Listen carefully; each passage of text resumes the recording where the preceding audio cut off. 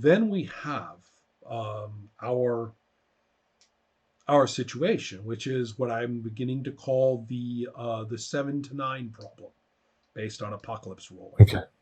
Which is Okay. that when you have a fairly straightforward situation, 7 to 9 usually forces the master of ceremonies in that system Mm-hmm. to complicate it. And Right. it can be even more complicated in most of those designs, because instead of just saying that, it gives you a bunch of options that the player picks. So Right. all of a sudden they say, succeed, but a mysterious figure is watching you, right? Is one of the options. Mm-hmm. And then there's a bunch of, and bad enough that it says that, and I'm saying bad enough for a reason, bad enough that it says that, there's also in that system a bunch of things that the player could pick from. And I'm going to be very critical now and tell you what I often see while playing those games. One, the player picks the most obscure, irrelevant bullshit they possibly can. Right. I mean, one of the results is, and you succeed, but you're hurt, which only makes sense in a fight. And if you're in a fight, you should pick that one. No, they're going to say something like a mysterious figure is watching you, even though. Right. What's the lowest consequence? Exactly. What's the lowest consequence? And it's always like irrelevant, almost by definition. So, and it's also disconnected from the precise conflict that you are facing. And it diverts attention. All of a sudden, we forget to resolve the fight, and now we're all blithering about the mysterious figure. Yeah. Right? Yeah. So this happens a lot. And it's not just an apocalypse thing. I used it as a particularly egregious example. But it's any result that, our mutual acquaintance Luke Crane is famous for saying he hates partial success. Yeah. And I agree with him, actually. Partial success is kind of a pain in the ass. One of the things I have focused on over the years is trying to get to where, look, a success is a success. You can have gravy on top of it, but let's not. And it's, this actually goes back to academics, if you can believe it. I understand as a prof, as an instructor, what a plus is. I mean, if you have very few categories, I understand what a plus is. Right. And it should qualitatively benefit you to get a plus. I get that. You did bust your ass, didn't quite make the specific criteria. It's 0.5. Yeah, but you know what? It's worth it. You're worth more than just the plane. That you did better than just the plane. I get that. I cannot tell you to this day what a minus means for a grade. Grade for a paper, grade for a class. Yeah. It really should just be a plus of the next level down. Exactly. If that. Like a B minus should be a C plus. You make the freaking grade or not. And if you made the grade, you should get it. So I always told the students, and I never broke this rule once in my entire 25 years of teaching university.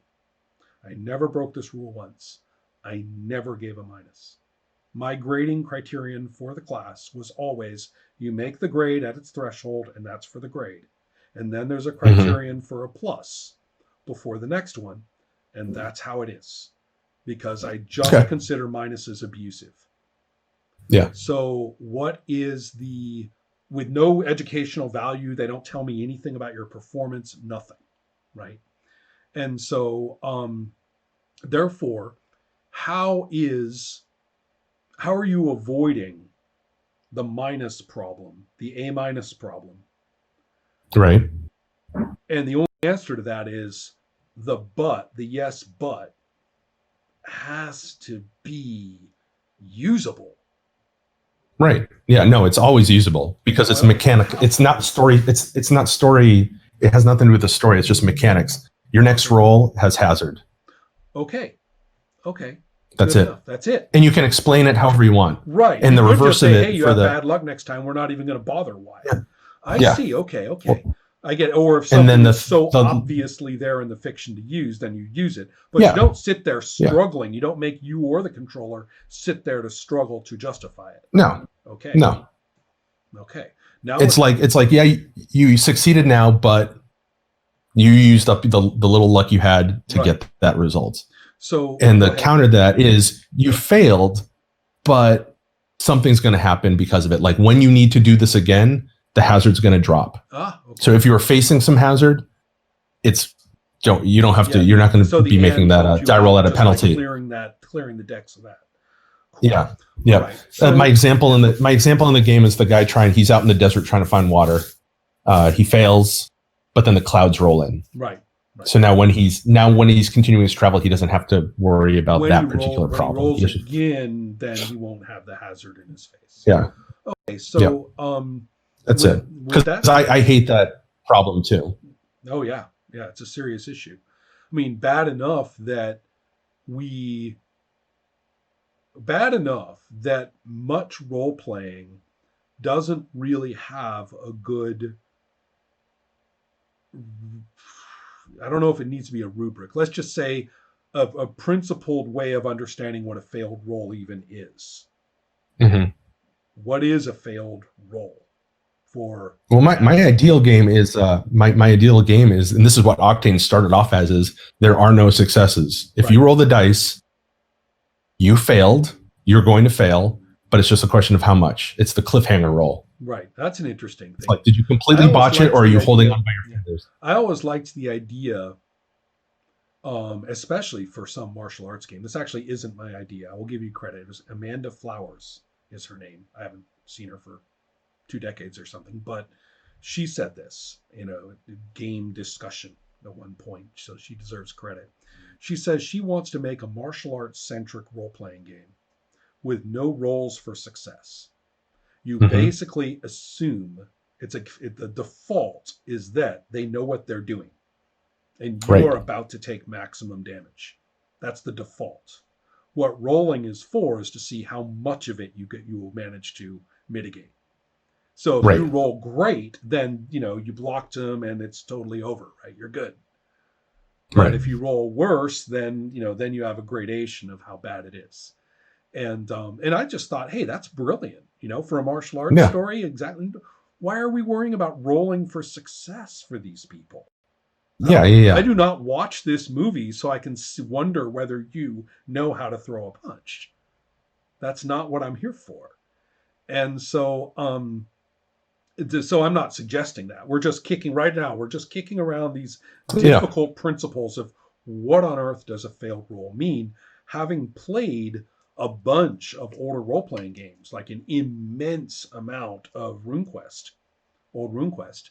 The system really, really showed its strengths for us in 21 sessions, right? But on the other hand, there were times when a failure was, I was give myself credit for sort of making up a concept of what failure means for different kinds of roles. But there were times when a failure was like, wait a minute, that doesn't mean anything. I don't understand. And then what that tells you, of course, is that it shouldn't have been a role. Right. And so then you're like, well, wait a minute, when then should it or shouldn't be a role, to do that. And so and then the trouble is by saying, oh, when there's a meaningful conflict, that's not really fair in a game like that. No. Right. If you're trapped in the woods at night and you roll and you fail to orient yourself, then technically you should just visit some kind of negative consequences on them. But in the heat of the moment, sometimes you fail your mind doesn't work. And you kind of go, huh. And sooner or later they stumble onto something that's more or less similar to what they would have got with a success. Right. And just because you don't quite process in the moment what failure was going to do. This is what led to the original talk about stakes for roles, which in principle is a good conversation to have. It's just that in the culture of indie design, it went down some weird road. But I can imagine. Yeah, but the basic idea, which is don't roll unless you're willing to live with the consequences of any result, and you at least have some kind of working criterion for what you do with it. If it's even a table won't help if you look at the result on the table and you're like, well, what the hell does that have to do with anything? I don't know what that would mean. Right. I don't know. Right. So another term that a fellow came up with recently is what he calls the Z-shaped hoop. when you're talking about Z-shaped what? Hoop, right? You're making hoop, okay. It's back to 7 to 9. You get a 7 to 9, and the 7 to 9 means that you can make the game master jump through a Z-shaped hoop. Oh, right. I get it. One more time, right? And pretty soon he's exhausted. He's like, I can jump through this hoop once, twice is a pain in the ass. Third, it's like, oh God, what am I doing now? The other thing I should mention is the damage system in this game. Right. Is because the GM doesn't roll. Shock! It's in one of my games where the GM doesn't roll. The NPCs are assumed to always get what they want unless you stop them. Right. Okay. So if this guy was trying to defend himself, you didn't get the drop on him. Right. Then now you will take damage. Chase him down and actually fight the guy. Yeah. Yeah. Now you're going to take damage. And there's 3 types of damage because why not? With your martial arts guy, the worst that's probably going to happen is he's probably just going to get tired. Right. It might tire him out going after this guy. Right.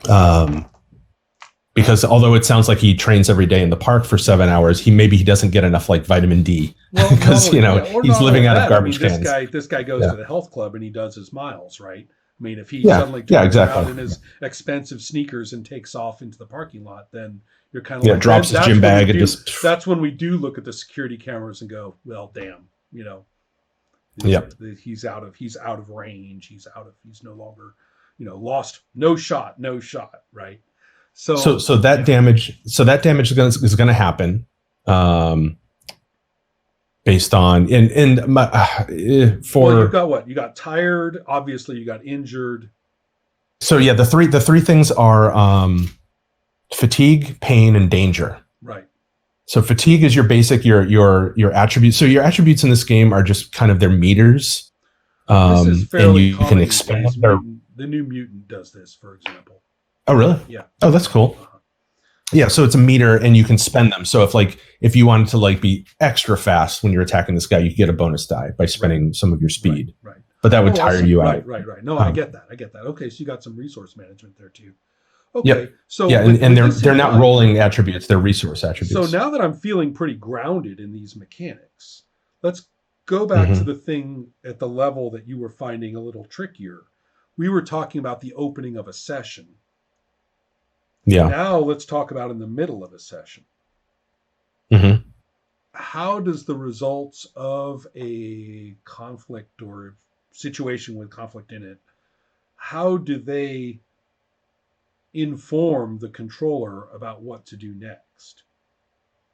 Now, the trouble is that I do this almost instinctively and creatively. It's like, what just happened? Oh, okay, well, so-and-so is doing this and so is doing that, and if this just happened, well then